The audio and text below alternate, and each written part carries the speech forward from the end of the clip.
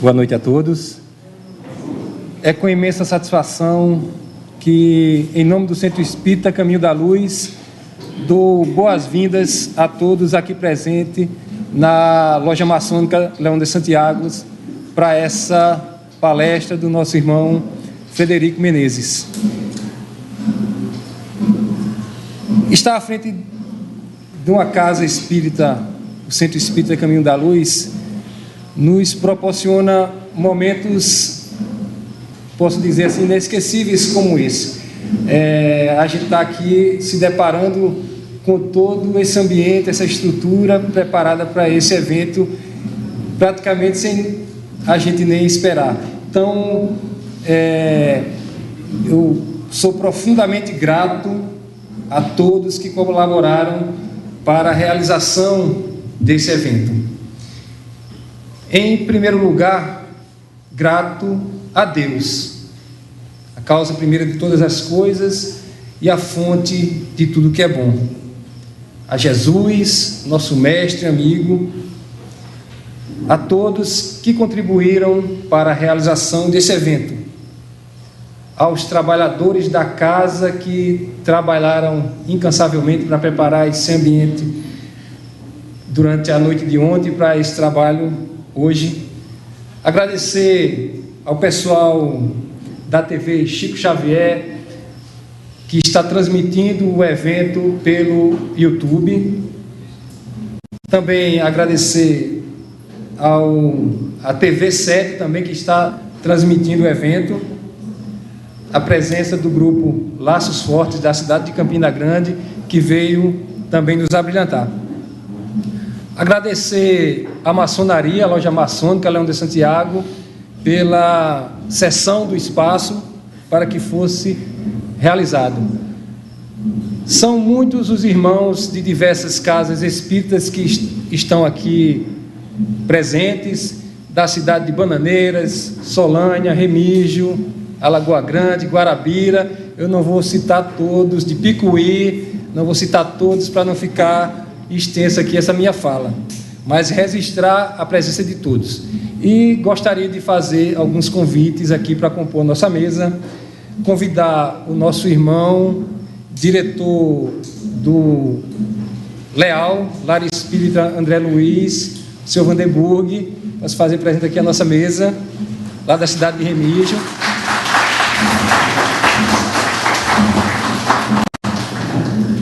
A senhora Marinalva, lá da cidade de Alagoa Grande, se estiver presente.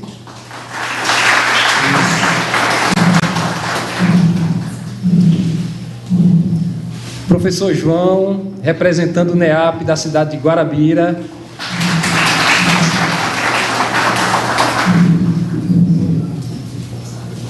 A senhora Ana Cláudia, representando a Casa Espírita da cidade de Bananeiras.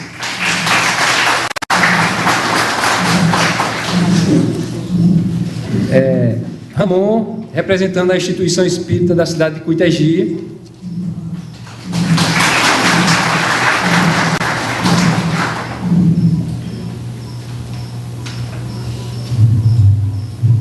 E representando a coordenação do Brejo, o nosso irmão Cícero Maia.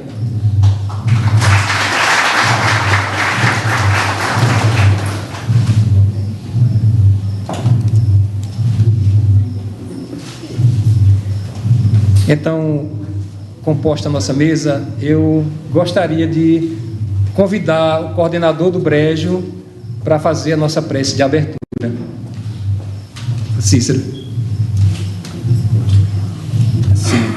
Registrar também a presença do vice-presidente da AME, o senhor Ivanildo, lá da cidade de Campina Grande, é a Associação Médico Espírita de Campina Grande.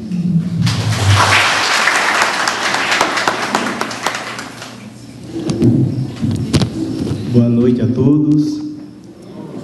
É uma alegria estarmos nesta ocasião revendo tantos amigos, tantas amigas do Brejo e de outras partes de nossa extensa Paraíba e de outros estados, e ainda mais quando temos essa oportunidade de estar refletindo em torno das lições do Mestre Jesus, trazendo o abraço da Federação Espírita Paraibana, nosso irmão Marco Lima.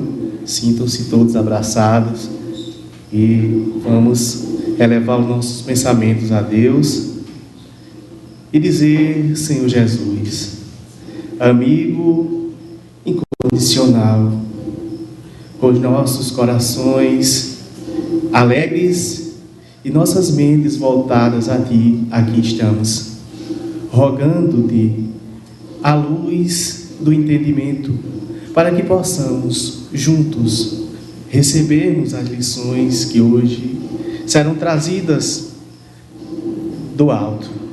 E assim, neste clima de harmonia, de paz, de fraternidade, nós iniciamos as atividades da noite de hoje.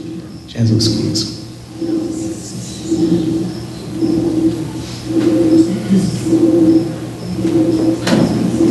Então, nosso convidado da noite de hoje, Frederico Menezes, é publicitário, formado pela Universidade Federal de Pernambuco, um dos principais oradores espíritas no Brasil. Então, viaja o nosso país fazendo palestras, também é autor de diversos livros, tem uma vasta literatura publicada, as quais o resultado financeiro da venda dessa literatura se reverte em obras assistenciais que o nosso irmão conduz lá na cidade do Cabo, região metropolitana de Recife, em Pernambuco. Então, inclusive, a literatura do nosso irmão está posteriormente, após a palestra, disponibilizada para venda, e os irmãos que se interessarem podem adquirir, que vão estar beneficiando as instituições que o nosso irmão conduz lá na cidade do Cabo. Então, sem mais palavras, eu gostaria de convidar o nosso palestrante de hoje, Frederico Menezes, para as reflexões da noite de hoje.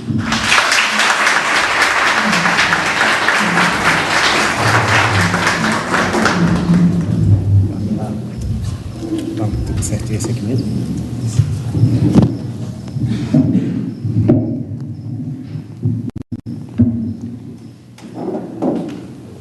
Estimados amigos, boa noite. Estamos de volta à areia, a esta região, com alegria e um contentamento enorme. Parece que foi ontem que nós aqui estivemos, nesta mesma localidade, neste mesmo auditório, conversando sobre depressão, sobre as doenças da alma. Inclusive, os espíritos amigos, eles são muito gentis.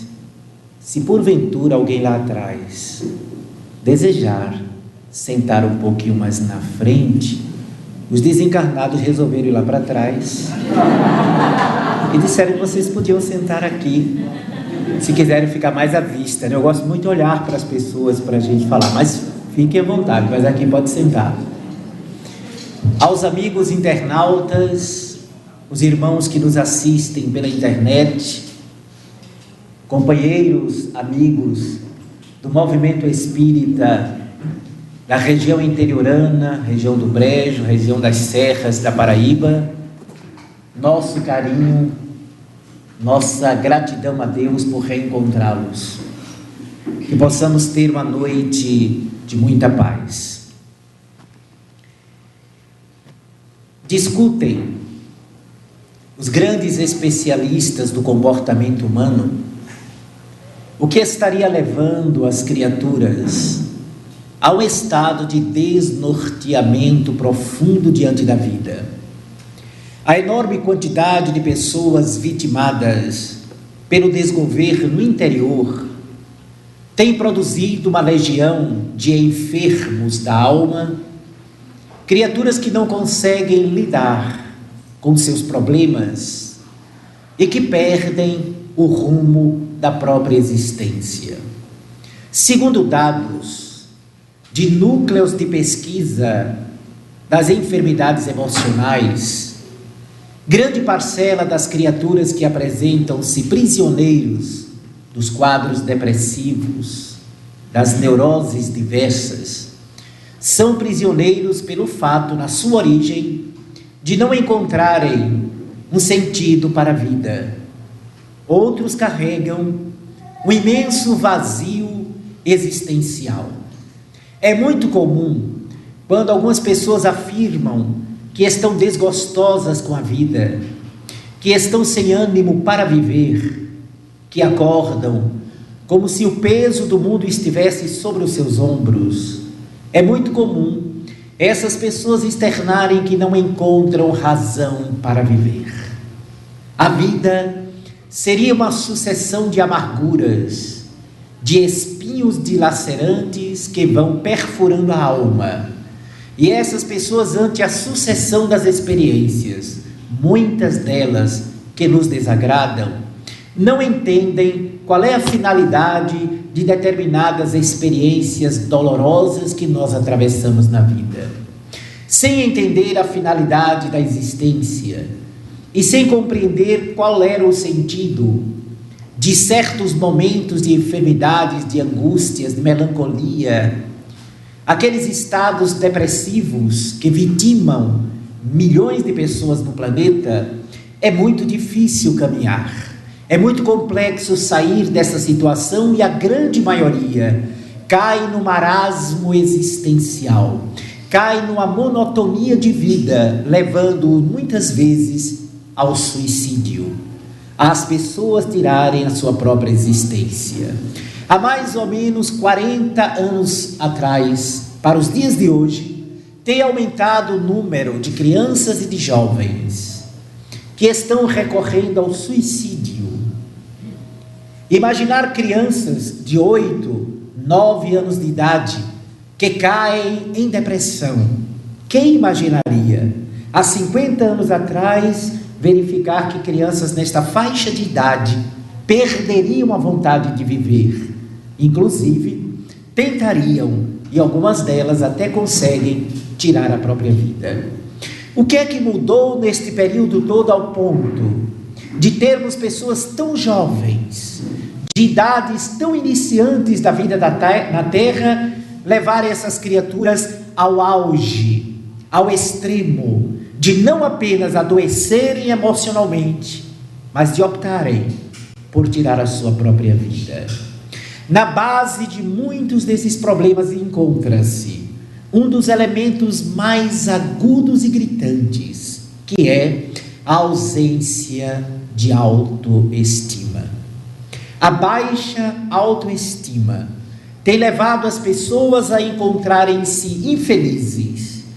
Apesar da Terra ter produzido, através da sua ciência, conquistas monumentais da inteligência, dilatando o tempo de vida do ser humano no planeta, hoje se vive com naturalidade mais ou menos algo em torno de 85 anos. Meus amigos, coisas da tecnologia. Hoje se vive facilmente 85 anos de idade. Há 60 anos atrás, a média de vida do nosso planeta girava em torno de 70 anos. Em alguns países, há mais ou menos 60 anos, girava em torno de 66 anos. Apesar dessas conquistas que produziram vacinas, cirurgias de alta tecnologia, desenvolvimento de vacinas, de medicamentos de ponta, fazendo com que a gente viva mais, com mais conforto, nós não encontramos uma resposta ainda para fazer as pessoas aprenderem a viver melhor consigo próprias. Nós temos bem-estar material, apesar de viver muito tempo e apesar de termos tanto conforto como nesta sala, um certo bem-estar, poder viajar em grandes aeronaves, apesar de nós termos hoje, por exemplo, as conquistas das chamadas máquinas domésticas, a máquina de lavar. As mulheres, as mais antigas então, devem estar lembradas como se lavava roupa antigamente. Quando eu digo antigamente, obviamente não é no meu tempo, mas é no tempo do professor João, que lavava, esfolava os dedos nos rios, esfregando sabão ali. Hoje nós temos máquina de lavar, olha que bênção. máquina de lavar. E não só, aí produziu-se máquina de lavar e enxaguar. E em breve teremos máquina de lavar, de enxaguar e de pendurar. Vai ser uma bênção. Já está secando. Mas nós conquistamos isso. Apesar dessas conquistas, apesar de termos oportunidades maravilhosas através dos computadores, da tecnologia de ponta, do smartphone, do iPod, iPad, apesar de todas essas conquistas, o ser humano ainda não aprendeu a conviver consigo próprio. A baixa autoestima faz parte de um drama existencial chamado não aceitação própria. A ausência da autoaceitação leva as pessoas a se tornarem, por exemplo, seguidoras de um grupo existencial. Eu, para ser aceito, preciso ser como as pessoas são ou querem que a gente seja. É por isso que nasce a moda. Veja como tem gente que sofre quando não pode estar na moda. Comprar a roupa que todo mundo compra.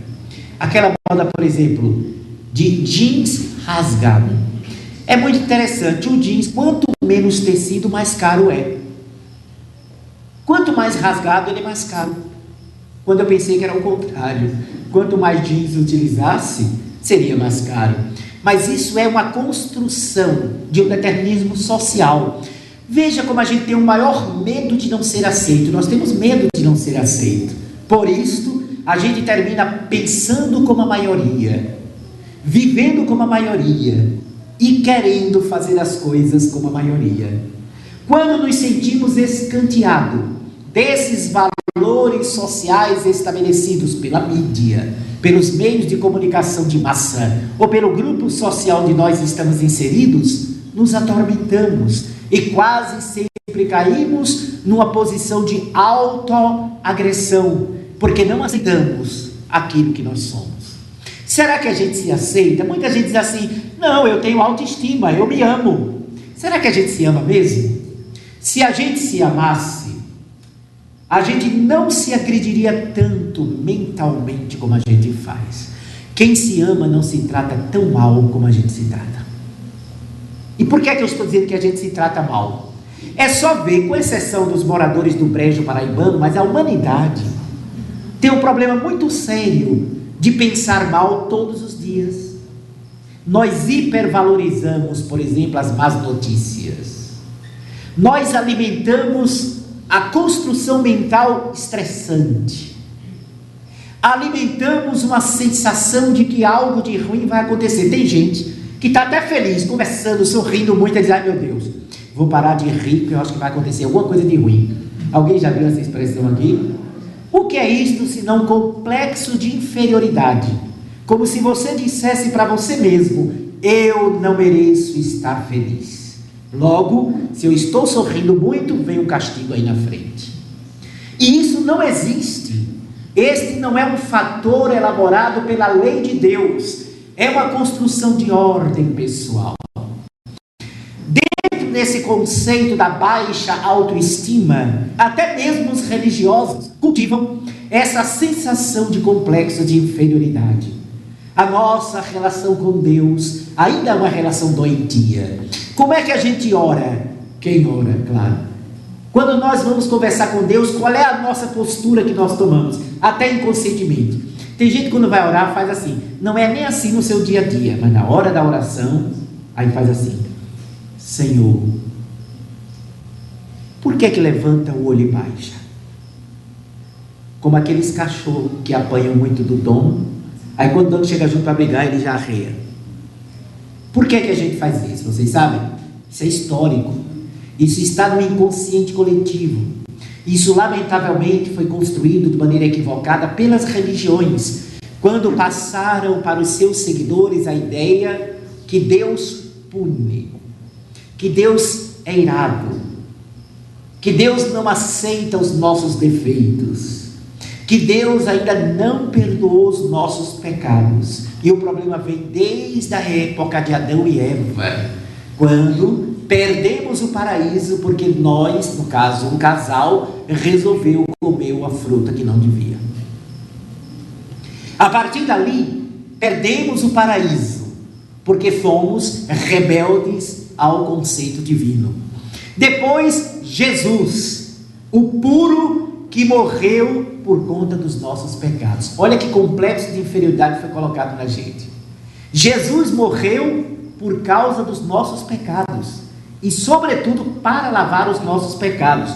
Toda a humilhação, toda a agressão, todo o sangue que correu dele, o esbofetear, as torturas, a coroa de espinhos, as chicotadas, depois a crucificação, foi culpa de quem?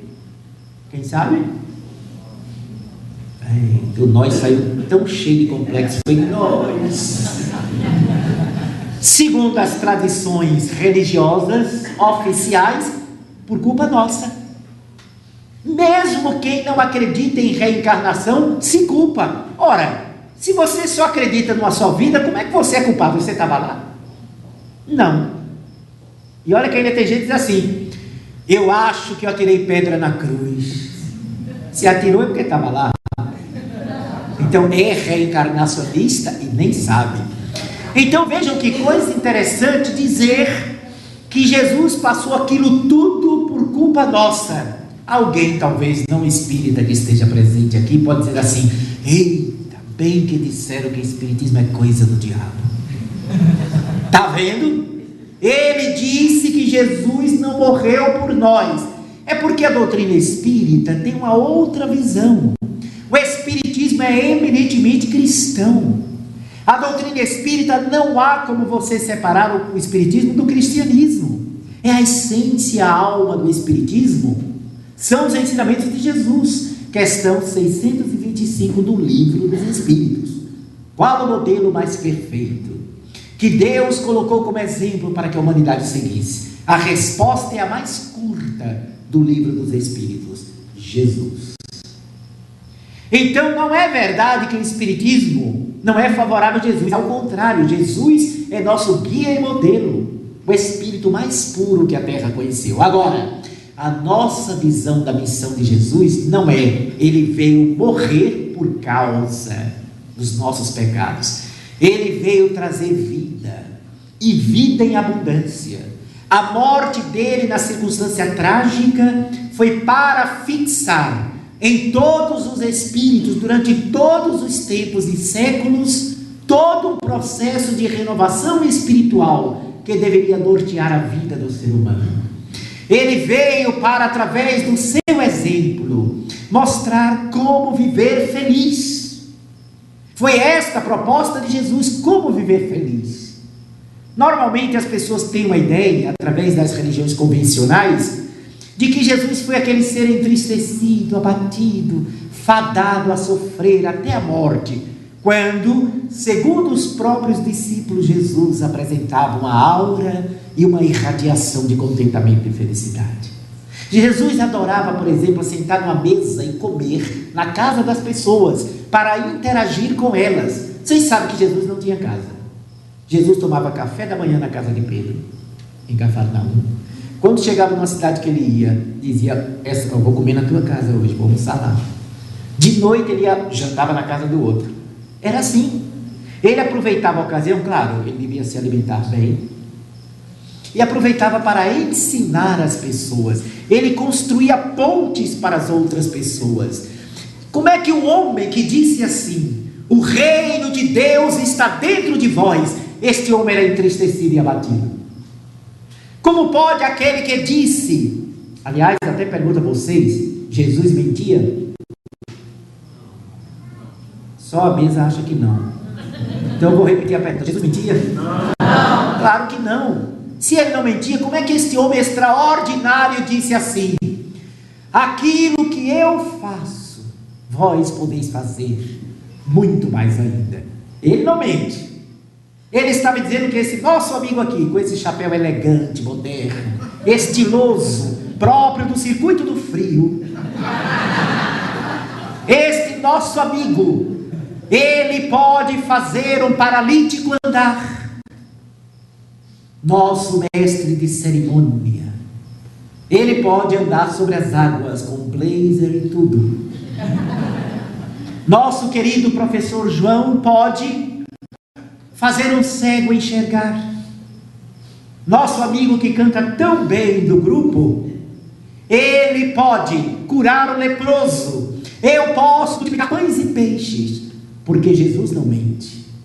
E ele disse: vós sois o sal da terra e a luz do mundo. O sal serve para evitar a corrupção do alimento, a deterioração dos alimentos. Você sabe que na época de Jesus não tinha energia elétrica, portanto não tinha geladeira. Os alimentos eram preservados através do banho de sal. Então, vós sois o sal da terra significa você é aquele que deve evitar a corrupção do alimento da vida, sobretudo da sua vida. E disse mais: vós sois a luz do mundo. Ora, nós somos o sal da terra, porque se a minha vida está sem sabor, sem gosto, quem tem que dar sabor à minha vida? Sou eu. É você. Você é o sal da terra. Dê sabor à sua existência. Não fique esperando que venha alguém maravilhoso, encantador, fascinante para mudar a sua vida. Isso é transferir responsabilidade. Nós crescemos numa visão equivocada de que nós vamos encontrar uma mulher magnífica, aquela linda, charmosa, elegante, encantadora, inteligente, sensível, cozinha bem, trabalha, ganha um bom dinheiro, não é ciumenta, não pega no pé. Tem essa? E também ela fica esperando o homem ideal, aquele charmoso, firme, vigoroso, terno, que lhe abre a porta, que paga o jantar, que não briga, que não compete com nada, é organizado, sabe, uma pessoa especial. Esse cara sou eu. Também não existe. E isso é transferência. Nós somos tão frágeis, não acreditamos em nós mesmos, que transferimos para os outros, um namorado, a namorada, o pai, a mãe, um amigo, a perfeição que não encontramos em nós. Aí desencadeia-se a nossa dificuldade de relacionamento, porque eu quero encontrar nos outros a perfeição que eu não tenho em mim, ou que eu não acho em mim. Então o outro tem que vir me preencher. O que é o príncipe encantado? O que é a princesa fascinante? Senão a criatura que eu quero que venha preencher o que está vazio na minha vida. E essas pessoas frágeis, quando mais frágeis ainda, são aquelas que dizem: se você me deixar, a minha vida perde sentido. Sem você eu não sei viver. Aí quer ser atirado em cima de um pé de coentro, não é? Fica angustiado, porque fulano me deixou. Calma. Uma prima segunda minha, mulher linda, uma das mulheres mais bonitas que eu conheci na minha atual reencarnação. Mulher é fantástica, é quase aquilo que eu disse agora há pouco, quase. Mas ela, infelizmente, rompeu-se o terceiro noivado dela. E ela chegou para mim aos prantos. Imagina, terceiro noivado. E ela chegou para mim assim, eu a admiro muito, como amiga, como uma pessoa carinhosa, uma pessoa fantástica, inteligente. Ela, Fred, ela já falando, chorando: o que é que eu tenho de errado? Eu olhei para ela e disse: minha filha, nada. Ela disse: por que é? Eu não sou uma mulher exigente, não sou.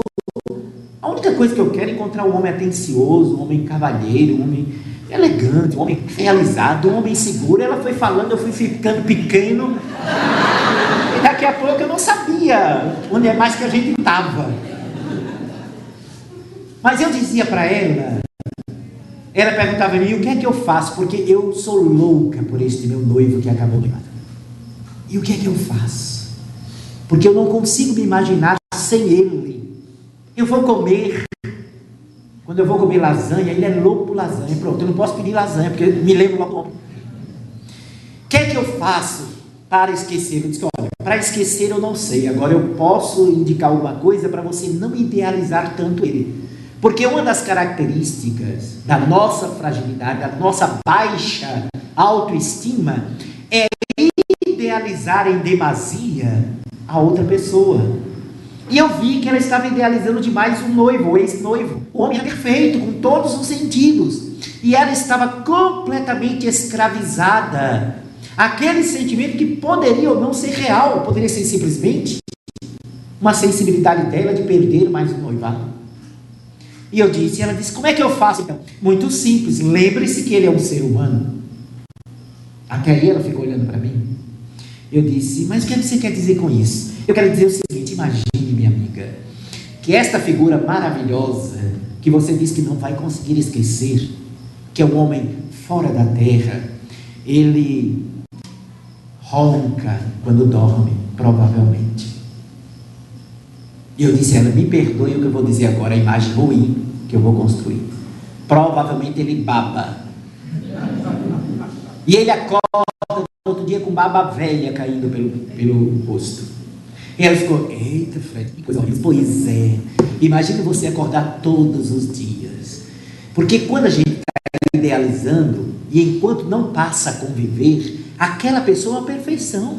Até porque o outro também alimenta isso. Claro, a gente quer sempre que as pessoas vejam o nosso melhor lado. Até para bater foto, a gente faz assim, esse é o meu melhor ângulo. A gente quer o melhor ângulo. A gente quer impressionar os outros. Então, alimentamos nas pessoas as suas fantasias de que nós somos o ideal de perfeição, aquilo que a pessoa espera. Mas não é verdade. Só as mulheres das novelas da Rede Globo acordam maquiadas. Não é verdade? Ou vocês aqui, areia, já acordam? Não, acorda com remela nos olhos. Não é verdade? Acorda sim, tem que escovar dente. E com o passar do tempo, aquela figura idealizada, porque nós lançamos as nossas projeções em cima quase sempre de formas, do jogo da aparência. E então com o tempo muda a aparência. O tempo é implacável. Aquele que casou com a deusa grega, depois de 5 anos de casado, vai olhar de lado. E ela, talvez já não seja mais grega. Muito menos deusa. O tempo mudou. Ele também, ela vai acordar. E é o dia a dia que vai mostrar como o fulano é diferente. Pega uma foto da pessoa com 18, 20 anos. Depois pega ele com 45 anos. Ah, é tão triste quando você olha. O que? Isso é fulano? Não precisa dizer mais nada. Já disse tudo. Antes e depois. Se não existir sentimento real e verdadeiro, vai ser sofrimento e amargura. Eu já vi, eu já presenciei, já conversei nesses meus tantos anos atendendo, conversando com pessoas, mulheres que casaram com um homem idealizado e hoje vivem numa tristeza, numa amargura e num sofrimento profundo. Então, a nossa baixa autoestima está relacionada com essa dificuldade que começa no nosso relacionamento com Deus. As pessoas não conseguem conversar com Deus com intimidade, com grandeza, com leveza. Conversa com medo, porque impingiram a ideia de que Deus é vingativo conosco. E a doutrina espírita veio mostrar que não. A Bíblia está certa ao dizer que nós fomos feitos à imagem e semelhança de Deus, mas nós fizemos Deus a nossa imagem e semelhança. Como a gente adora castigar, Deus castiga. Como a gente se arrepende do que faz, e Deus se arrependeu de ter feito o homem. Imagina a onisciência divina não saber o que ia fazer, ficar arrependido de ter feito o homem. Isso é um equívoco que está na Bíblia, não por culpa da Bíblia, mas que os homens colocaram ali.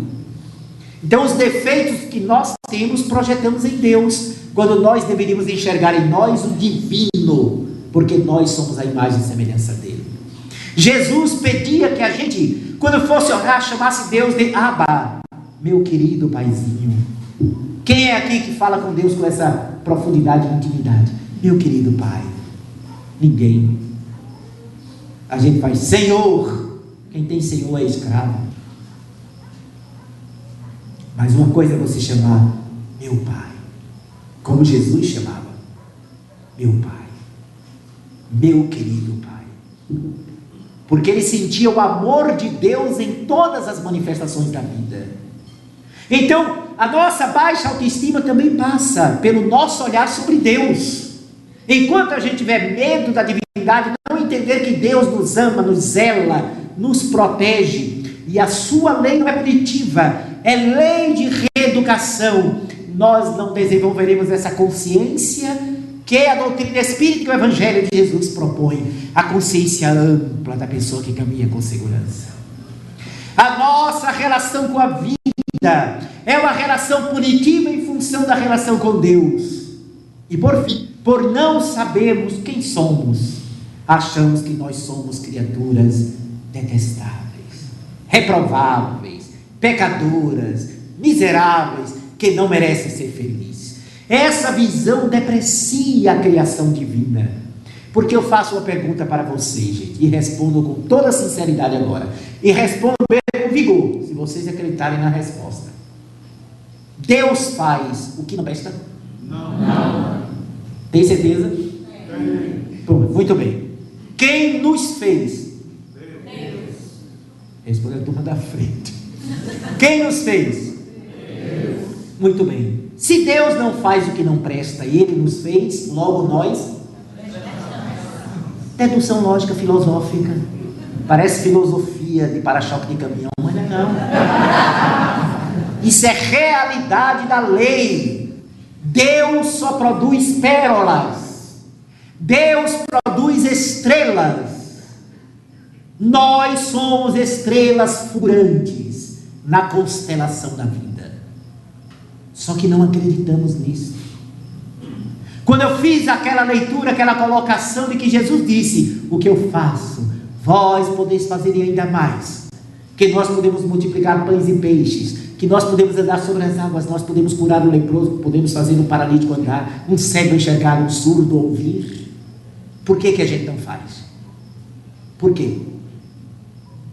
Vocês sabem a resposta? Está no Evangelho. Se tiverdes fé do tamanho de um grão de mostarda, direis para esta montanha: retira-te daí, e ela se retirará. Não era montanha física, não. Jesus estava dizendo, quando a alma se põe em movimento, põe essa energia para fora, divina, ela consegue coisas mirabolantes. E olha o que ele disse mais no Evangelho: tudo aquilo que pedirdes, orando e crendo, obtereis. Gente, isso é muito forte. Tudo aquilo, ele não disse algumas coisas, não. Jesus foi taxativo. Tudo que pedirdes, orando e crendo, obtereis. Alguém pode até me desmentir aí. Não é verdade, não. Faz 10 anos que eu sou religioso. Eu peço para tirar na Mega Sena e não tiro. Aí é outra história. Primeiro, que na época de Jesus não tinha Mega Sena. Segundo, Jesus não falava para as coisas materiais. Ele se referia às coisas da alma. Jesus falava para o espírito imortal que nós somos. E outro, Deus nos conhece a fundo. Eu acho tanta graça quando eu vejo espírito dizer assim: ai meu Deus, só queria tirar na Mega Sena. Eu fazia um abrigo para idosos, e uma creche para velhinhos, e uma creche para as crianças abandonadas. São esses que tentam há 20 anos não tiram. Sabe por quê? Deus sabe. Se era verdade mesmo. Ele conhece o nosso coração, gente.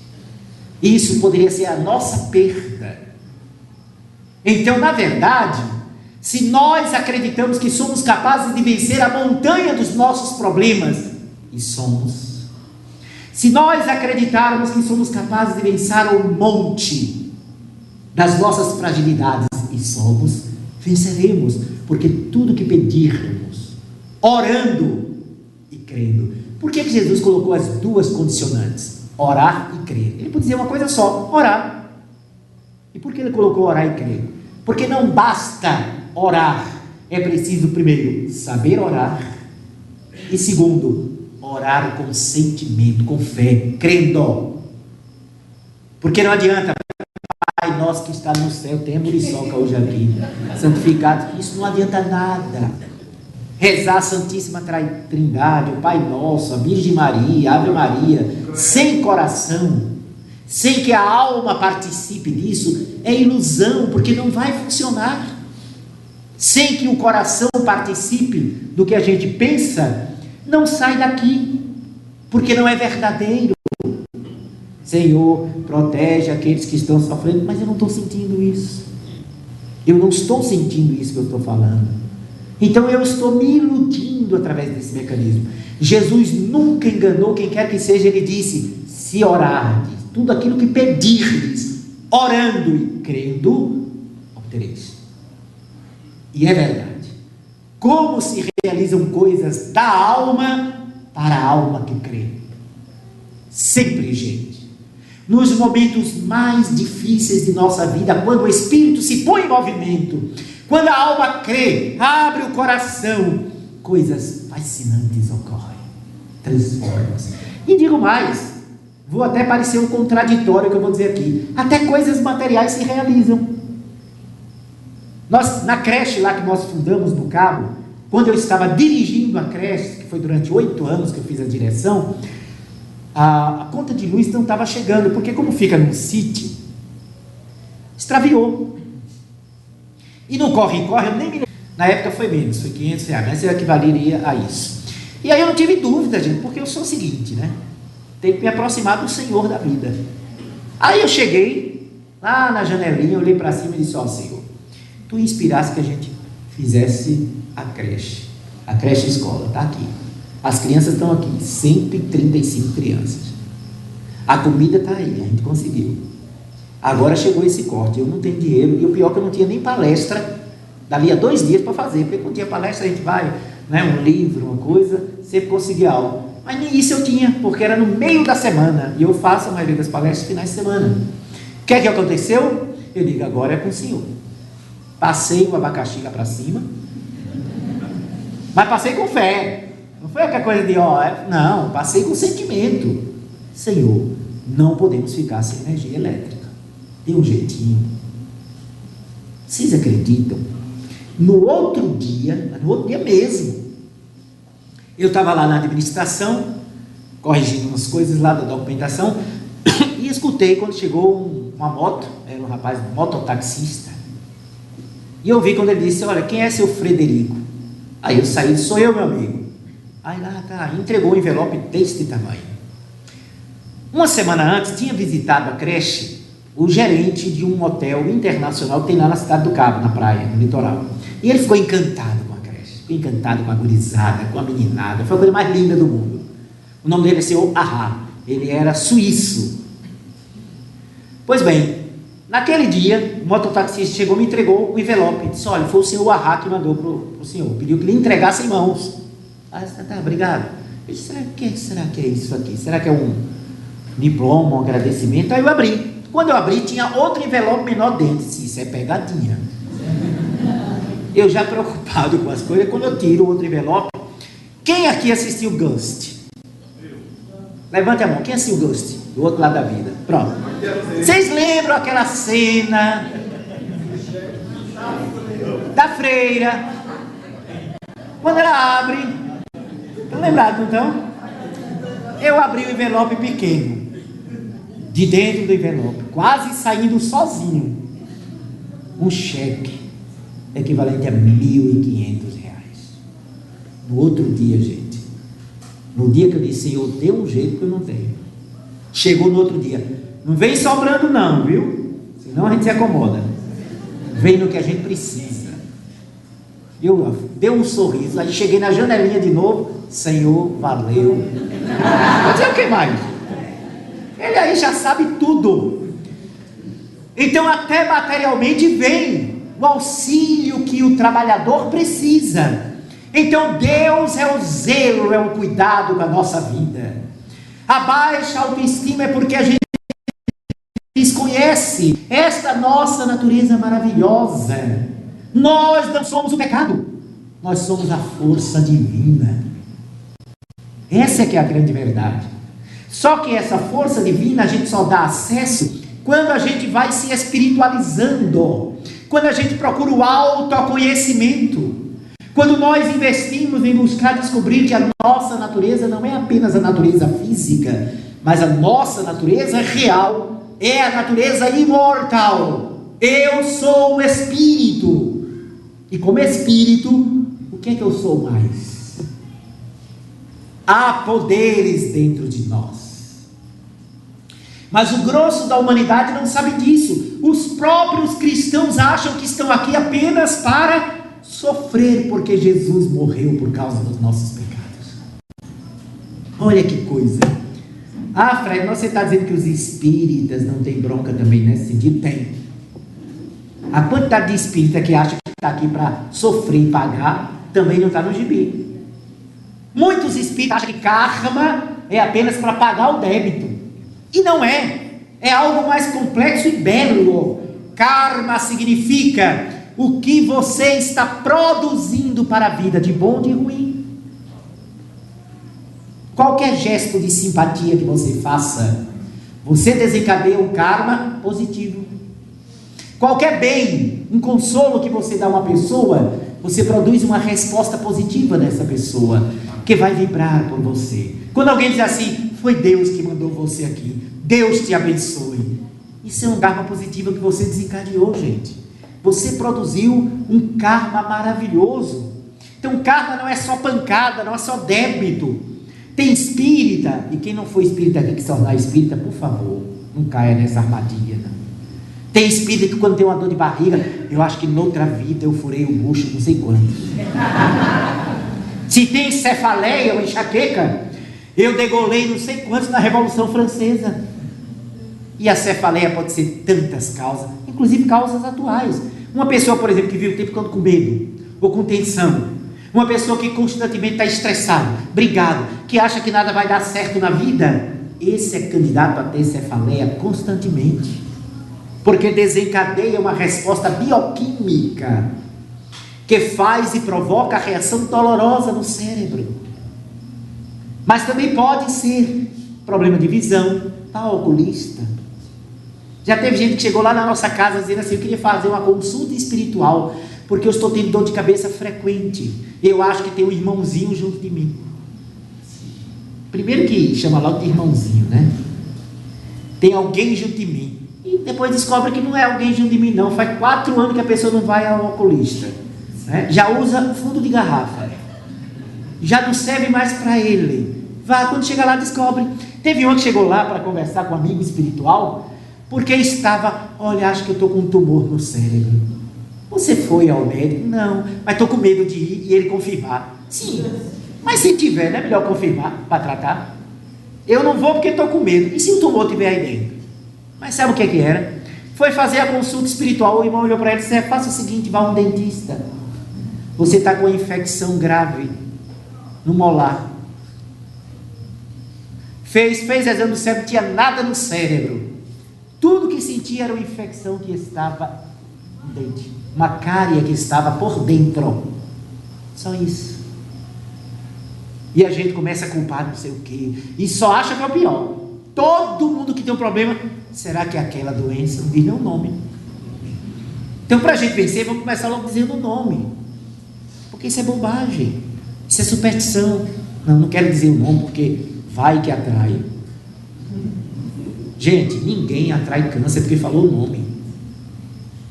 Segundo, o câncer não é contagioso. Quem tem, tem. Não passa para outra pessoa. E por fim, você só atrai, aí sim, só desenvolve um processo cancerígeno não programado na sua atual reencarnação pelas atitudes que nós tomamos hoje. Então, uma pessoa o tempo todo que só pensa coisa ruim, que só sente coisa ruim, claro, agride as células, desorganiza o seu organismo físico e o seu psiquismo adoece. A partir dali é um candidato a desenvolver tumores. Quantas pessoas não têm bursite, reumatismo, artritismo, artrite reumatoide, lúpus, bursite e tudo mais, por conta de mágoa? A medicina diz isso, uma pessoa cheia de mágoa é candidata a ter sérios problemas e doenças imunológicas, vitiligo. São doenças que nascem da posição mental que a gente cultiva. Enquanto o ser humano não compreender que como a gente pensa e sente, a gente vai ter um corpo correspondente a isso que a gente vibra, nós vamos continuar adoecendo sem saber por quê. E isso adoece mais do que comida material, sabia? Claro, tem uma campanha muito bonita aí, comer coisas saudáveis, correto. Quanto mais saudável a alimentação, melhor. Agora, estão se investindo tanto, só comer nada com agrotóxico, tudo orgânico. Tem gente que vai até o radicalismo, só come alpiste, isopor. Agora, que adianta ter essa campanha, tudo natural, os pensamentos, tudo desorganizado. Os sentimentos cheios de mágoa, de revolta e de frustração com as outras pessoas. É pior do que tomar uma Coca-Cola. Tome a Coca-Cola feliz. Se você não tem mágoa no coração. Agora não, porque Coca-Cola desentope até pia. Desentupa o coração. É porque são os extremos, gente, que eu acho absurdo. As pessoas vão ao extremo com coisas de fora, que interessam, claro, a nossa saúde, mas nós esquecemos que a saúde começa aqui e aqui. É aqui que começa a saúde. Simplesmente. Tem gente que é cheia de inveja. Conhece aqui o famoso olho de seca-pimenta? O cara é cheio de inveja, mas faz pilates. Ciumento todo, mas pratica yoga. É ótima yoga, é fantástico pilates, mas supere o ciúme, que o ciúme dá derrame, o ciúme pode provocar embolia pulmonar, o ciúme desencadeia processos obsessivos graves. Isso é uma reflexão que a gente precisa fazer. Um amigo meu mandou um WhatsApp há 3 dias atrás para mim. Porque eu gosto de uma carnezinha de sol, filé parmegiana. Aí ele mandou assim, como quem não queria nada, né? Um vídeo falando assim, do casal sentado num restaurante. Olha, eu quero aquilo que entope a veia, as coronárias, não sei o quê. Eu quero aquilo que agride meu fígado, não sei o quê. Aí eu botei uma risadinha bem gostosa e coloquei assim, eu acho interessante, mas não acho que tem um pouquinho de exagero. Ele disse, como assim? Aí eu disse, tudo bem, aquele casal está comendo isso, porém, quantas vezes nós não agredimos a vida e a nós mesmos falando de uma maneira agressiva para as outras pessoas? Movimento ecológico, olha que coisa linda é o movimento ecológico. É lindo cuidar do nosso planeta, nossa casa. Porém, será que já está a hora de aprofundar mais o que é a verdadeira ecologia? A gente quer salvar o mico-leão, a raposa não sei de onde. Não derruba essa carambola, está certo, vamos preservar.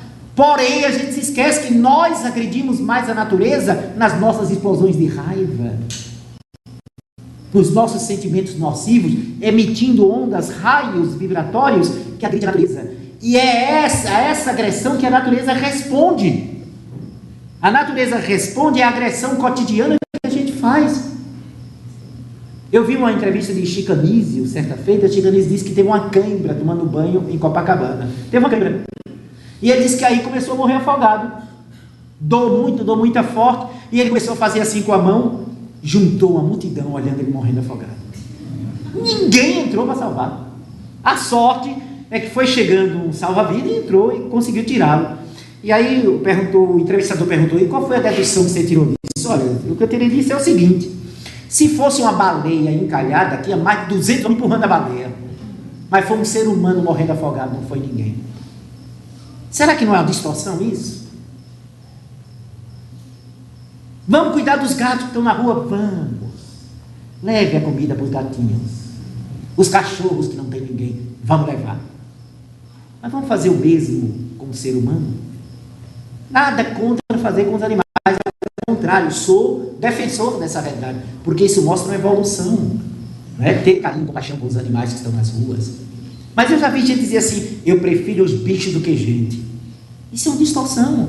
Isso significa dizer, eu não sei lidar nas relações minhas com o ser humano. Então eu vou lidar com o bichinho, pelo menos ele não me agride, não diz nada que me desagrada. A gente não quer ouvir algo que nos desagrade. A gente não quer ser desagradado pelo comportamento dos outros. Então, é melhor animal porque não fala. Será que não merece uma reflexão? Será que estou fazendo isso por amor ou estou apenas transferindo para os animais a minha dificuldade de aceitar o outro como o outro é? A minha dificuldade de aprender a me relacionar com amor e compaixão com outros seres humanos. Devemos ser compassivos com seres humanos, animais, plantas e tudo mais. Então nós precisamos construir essa consciência que passa pela consciência do que eu sou. Como eu sou? O que é que eu tenho dentro de mim? Olha que coisa maravilhosa. Creia em você. Se aceite. Às vezes a gente entra numa religião e quando a religião nos explica, olha, cuidado com o pecado, cuidado com isso. Quando é espírita que nos explica a lei de causa e efeito, a gente começa a ter uma postura muito diferente. A gente quer ser santo, anjo, antes de ser gente. Resultado, ficamos tensos interiormente. E quando nos pegamos com os defeitos que nós ainda temos e não superamos, entramos em conflitos conosco mesmos, brigamos conosco. Por quê? Porque não aceitamos que ainda não mudamos. É preciso a gente ter a autoaceitação de que nós somos seres humanos, passíveis de errar. O fato de ser espírita, católico, evangélico, não impõe dizer que você, a partir de agora, não pode mais se pegar como ser humano. Vai pegar. E vai se desiludir se não desenvolver essa consciência. A diferença é que nós não vamos nos acomodar na ideia de que só Jesus na causa. Alguém já ouviu isso? Isso é quando a gente não quer assumir a responsabilidade de mudar. Não, isso aí só Jesus.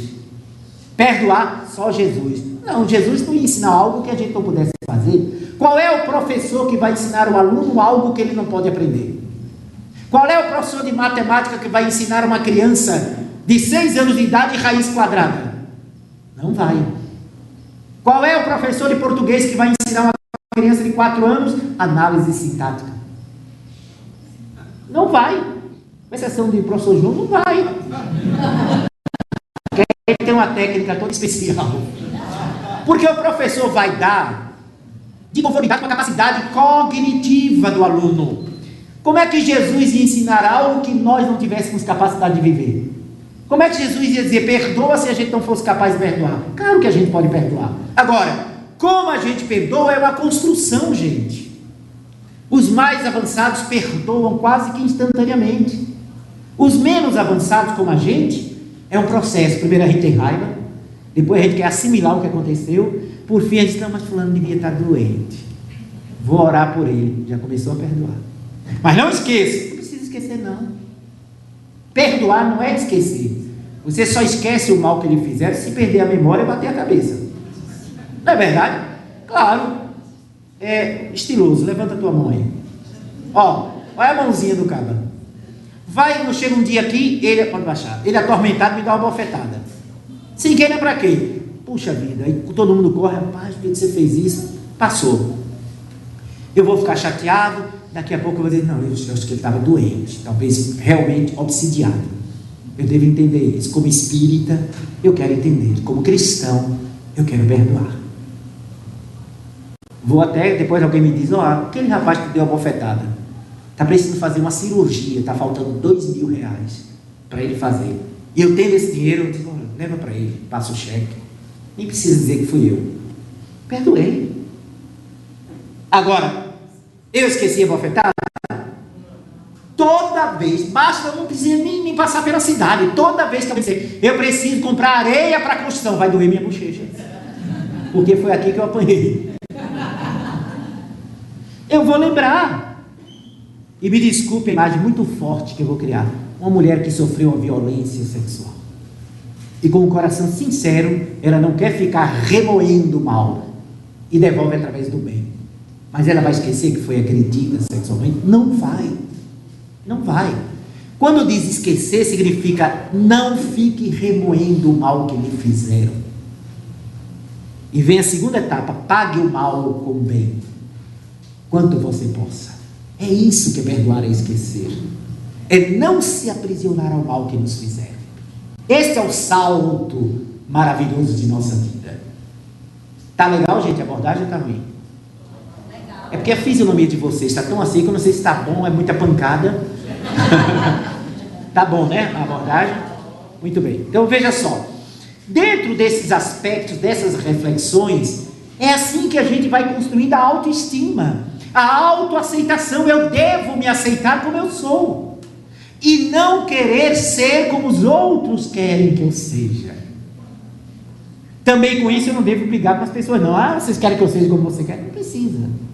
Basta a gente ser autêntico com a gente mesmo. Eu não preciso ser o santo que alguém queira que eu seja. Eu preciso ser o que eu sou, entendendo que eu devo me tornar um ser humano melhor a cada dia. Nos aceitemos. Olhemos para dentro de nós mesmos e nos aceitemos. Isso é o elemento fundamental para a nossa vida. Se aceitar, para a gente viver com leveza conosco mesmo. Porque se eu não conseguir viver bem comigo, sem construir conflitos desnecessários, eu vou ter problema de frustração. Eu vou me sentir uma pessoa infeliz. Se alguém disser, você é um anjo, eu sei que a pessoa está exagerando. Mas também, se alguém disser que eu não presto, eu também sei que é um exagero. Isso é a consciência de si, autoassimilação, que é o que Deus quer. Ame-se como você é. Agora, se você se aceita como você é, aceite os outros também como eles são. Não queira que as pessoas sejam a perfeição que você mesmo não demonstra ter.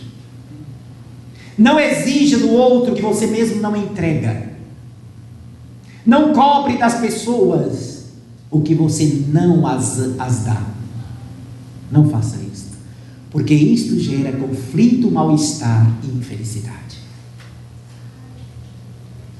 Voltando ao começo da palestra, quando nós sonhamos em encontrar a cara metade. Quantas pessoas acham que ser feliz da vida é casar? Claro que casamento é maravilhoso, gente.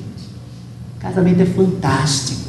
É a base estrutural da família, que é a pilastra universal. Casar é fantástico. Inclusive, um casamento é uma das fornalhas mais lindas para o surgimento da angelitude e da santificação. Não é quem sai por aí pregando o evangelho, nem construindo abrigos, não. É no casamento que muitas almas se angelizam, porque tem paciência, desenvolve a renúncia, a abnegação, o respeito ao outro. É ali. É muito bom você ser muito doce e compreensivo num centro espírita, na igreja católica. E olhe lá, viu? Se tiver 2 encontros por semana, já começa a ficar complicado. Mas é muito bom, é muito fácil. Por exemplo, eu estou vindo aqui, eu volto aqui talvez há 1 ano, 2 anos, a areia, essa região. É muito fácil ser compreensível, alguém chegar aqui, mas Fred, eu não gostei de palestra, não. Tá certo, meu irmão, eu compreendo. Agora, dentro de casa, com aquela pessoa que todo dia a gente acorda, aí é que está o desafio da profundidade, da aceitação do outro, do respeito integral ao outro e da compaixão para quem convive conosco, seja filho, irmão, pai, mãe, esposa, marido. Esse é que é um grande e profundo desafio. Uma jovem que o sonho dela é casar.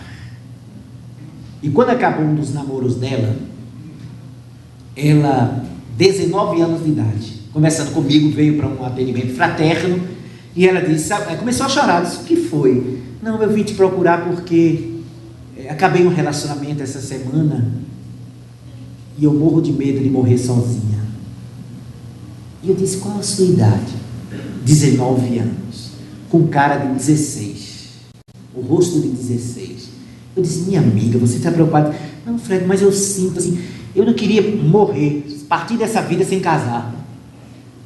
Aí eu disse, como é que eu vou agir com essa menina agora? Eu não posso desfazer do casamento, mas casamento é maravilhoso. Casamento é muito bom, é tão bom que tem gente casando umas 4 vezes. Mas como é que eu faço agora? Porque tem gente que tem casos e casos.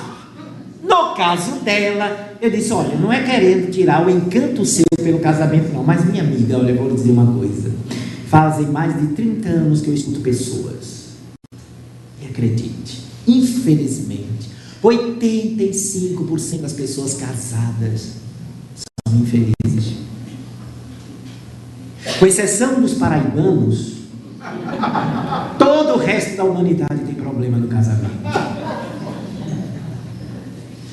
Ela não esperava por aquela colocação, porque ela não esperava mesmo. E eu falei isso, não é para desmerecer o casamento, mas é para desmistificar a sua ideia de casamento. Não é o casamento que vai fazer você uma mulher feliz, é como você lida com você mesma, com maturidade, para aí sim compreender a beleza do casamento, a importância do casamento. E outros chegam ao ponto de, como aconteceu também lá na nossa casa, chegou uma pessoa jovem e disse assim, entrou na minha sala lá para o atendimento fraterno, disse: Frederico, você é médium? Eu disse: olha, também, eu não sou só médium, né? Eu sou um ser humano, mas também tenho a faculdade ostensiva. Ela disse: não, eu vim aqui porque eu queria saber o seguinte, eu comecei a namorar um rapaz e eu queria saber se vai dar certo. Eu disse: mas minha filha, quem beija ele é você, não sou eu. Claro, você não beija, você vai ver se tem química, se é legal, como é que você olha. Eu fui logo para a pele, né? Porque se for muito sutil, as pessoas não entendem muito não. Olhar da alma, isso fica muito romantizado, né? Eu fui logo direto ao assunto. Quando você beija, as pessoas dizem logo: ah, fulano beija. Ah, eu senti uma coisa diferente, o coração vem. Não é? Fiquei todo arrepiado, fiquei não sei o que, não consigo esquecer. Aí tem um sentido. Aí ela ficou assim olhando para mim e começou a rir. Pois é, minha amiga, não espere de um médium espírita que diga se a pessoa é a pessoa certa. Primeiro que não existe isso de pessoa certa. Tem a pessoa que você se acerta. Esse é que é o caminho. Não é verdade? Então é ou não é, dependendo de como a gente convive com as pessoas. Autoaceite-se para aceitar os outros também. E como você quer ser aceita pelas outras pessoas, também aceite os outros. Essa é a colocação que a doutrina dos Espíritos nos traz nos dias de agora, por nos demonstrar que estamos todos nós investindo na autossegurança.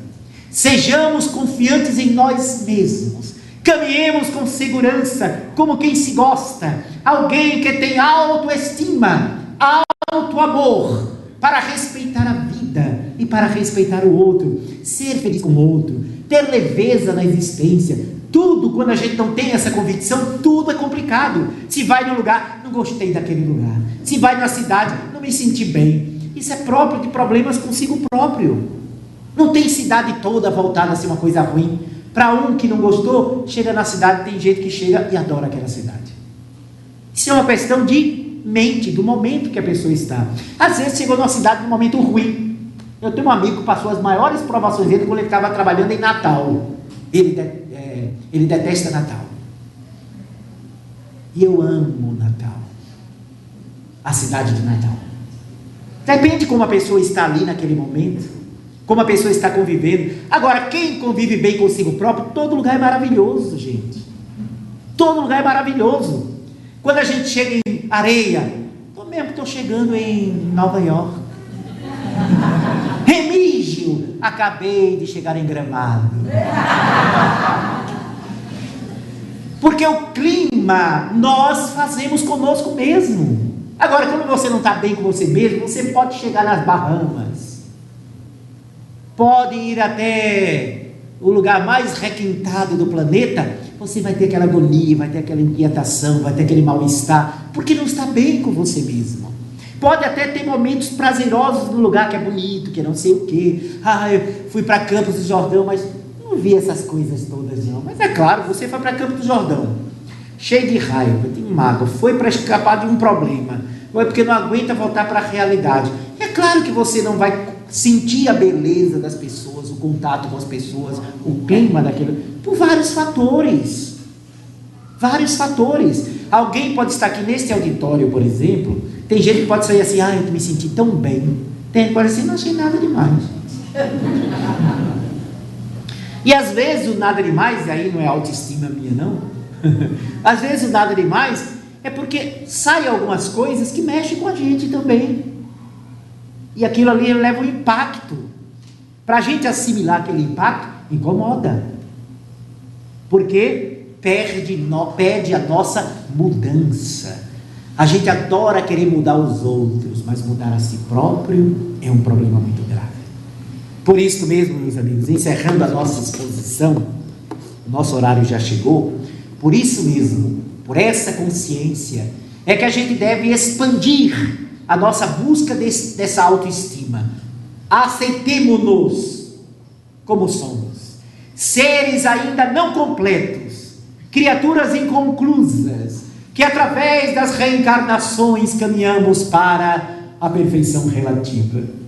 Aceitemo-nos como espíritos em transição, saindo da animalidade, para alcançarmos um dia a angelitude. Aceitemo-nos no estágio espiritual que nos localizamos, porque é desta maneira que nós vamos dar um salto magnífico na nossa trajetória. E acordemos todos os dias na certeza absoluta que a nossa vida é um permanente aprendizado. Somos os aprendizes da jornada. E o nosso inesquecível Gonzaguinha também já nos entregou como viver. Viver e não ter a vergonha de ser feliz. Cantar a beleza de ser um eterno aprendiz.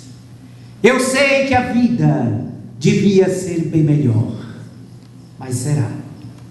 E isto não impede que todos nós repitamos que ela é a vida. É a vida, é bonita e infinitamente bonita. Muita paz e que Deus nos abençoe.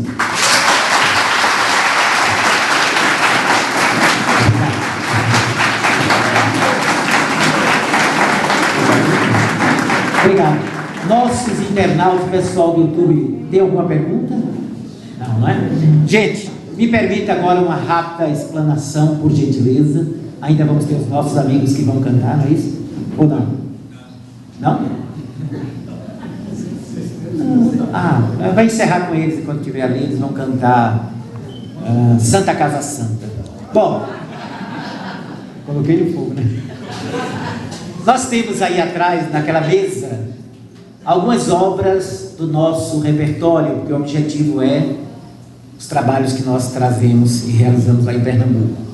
Nós temos aqui o livro de Marta, minha mentora espiritual, Presença de Jesus, que é um livro que a cada dia tem uma presença maravilhosa. Você abre aqui por acaso, cai presença da dor, na outra, presença da tolerância, presença da paciência, presença da tristeza, enfim, cada dia que você abrir tem uma presença. Vocês podem, principalmente as mulheres, colocar nessas bolsas que parecem uma arca de Noé. E aí você abre no dia a dia. E quem faz o Evangelho no lar é muito bom como preparação do ambiente. O outro livro não é psicografado, é um estudo que eu mesmo escrevi sobre a morte. Então aqui a gente trata sobre a desencarnação. Por que eu botei o título Luz da Morte e não a Luz da Desencarnação? Primeiro porque, como título publicitário, é melhor Luz da Morte. Fica muito grande, Luz da Desencarnação.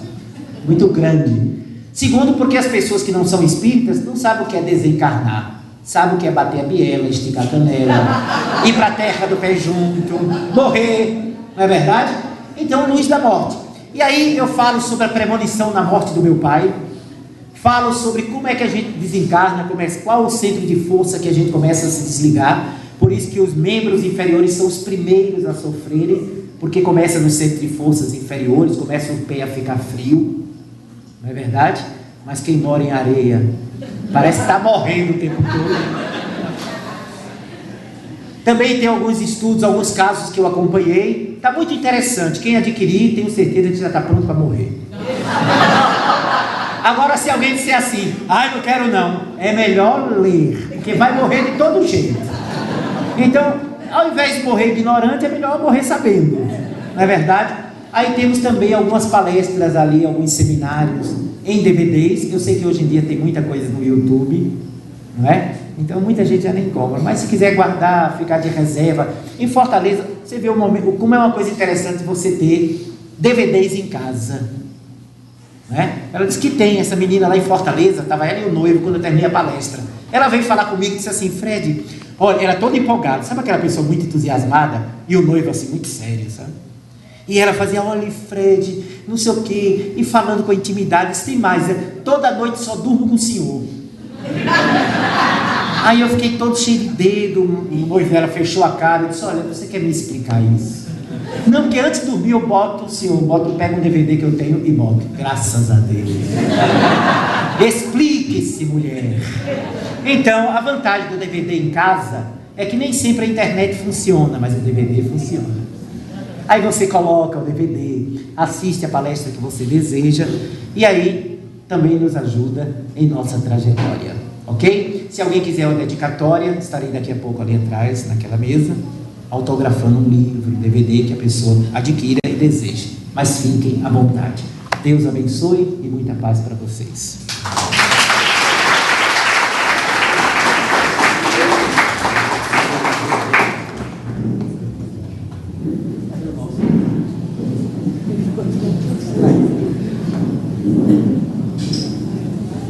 Gente, a gente não tem palavras para agradecer a presença de Fred aqui na cidade e nessa palestra. Então, a gratidão maior a Deus por esse evento. Se for agradecer a todo mundo que colaborou, vou ser injusto. Então, mas muita gente colaborou aqui com esse evento e que Deus cubra de bênção cada pessoa que colaborou com esse evento. E reforçando, né, a literatura do nosso irmão está ali à disposição. Quem quiser adquirir vai colaborar com as obras assistenciais que ele gerencia lá na cidade do Cabo, em Pernambuco. Que Deus, vocês retornem aos seus lares com a paz do Mestre Jesus.